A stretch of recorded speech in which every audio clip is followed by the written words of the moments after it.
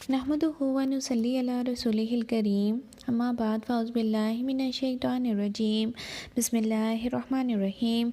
अस्सलामु अलैकुम व रहमतुल्लाहि व बरकातुहू। उम्मीद करती हूँ आप सब लोग खैरियत से होंगे। आज की इस वीडियो में मैं आप लोगों के साथ डिस्कस करूँगी कि रोज़ा किन चीज़ों से टूटता है।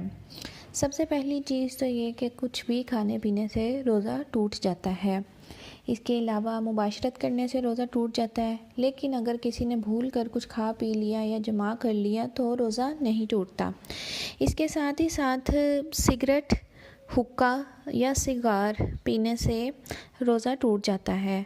नाक में कोई भी आपने मेडिसिन यूज़ की है, कोई ऑयल यूज़ किया है, यानी आपने नाक के ज़रिए कोई मेडिसिन को इनहेल किया है जो आपके गले में उतरी है, तो आपका रोज़ा टूट गया। इसके अलावा इसी तरह नाक की तरह ही अगर किसी ने कान में कोई मेडिसिन डाली है ईयर्स में, तो और वो आपके गले में उतर गई है, ठीक है, एयर ड्रॉप्स होते हैं, कोई एयर में पेन के लिए, किसी भी मकसद के लिए आपने अगर कोई एयर ड्रॉप्स यूज़ किए हैं तो तब भी वो आपके गले में उतर गए हैं तो भी आपका रोज़ा टूट गया।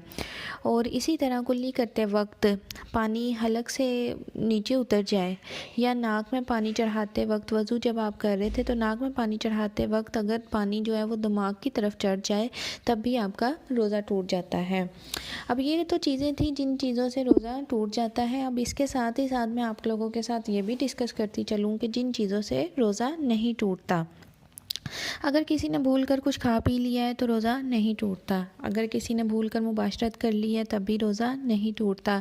अगर किसी को वॉमिट हो गई खुद ही, ये नहीं है कि खुद ब खुद यानी वॉमिट होना, ऐसा नहीं है कि कुछ लोग खुद वॉमिट करने की कोशिश करते हैं तो उससे रोज़ा टूट जाएगा। लेकिन अगर ऑटोमेटिकली आपका कोई इरादा नहीं था वॉमिटिंग करने का और खुद ही वॉमिट हो गई है तो उससे भी रोज़ा नहीं टूटता, चाहे वो थोड़ी हो या ज़्यादा हो, रोज़ा नहीं टूटता।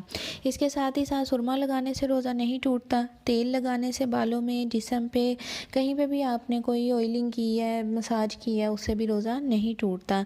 इसके अलावा अगर ख़वातीन जो हैं वो घर में कोई किचन में काम कर रही थी, कोई मिर्च मसाले कूटे हैं और वो गले को लग गए हैं, हलक को लग गए हैं, इससे भी रोज़ा नहीं टूटा। आटा छाना है, आटा गूंदने से पहले आटा छाना है और अगर वो थोड़ा सा उड़ता है जब और वो आपके गले को लग जाए तब भी रोज़ा नहीं टूटा।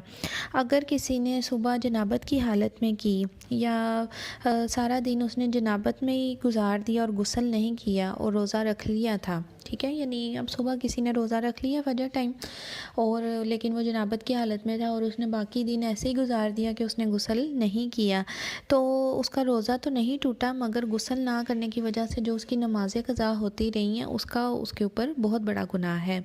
इसके अलावा मिसवाक करने से रोज़ा नहीं टूटता। खुशबू सूंघने और लगाने से भी रोज़ा नहीं टूटता। इसी तरह इंजेक्शन लगाने से भी रोज़ा नहीं टूटता।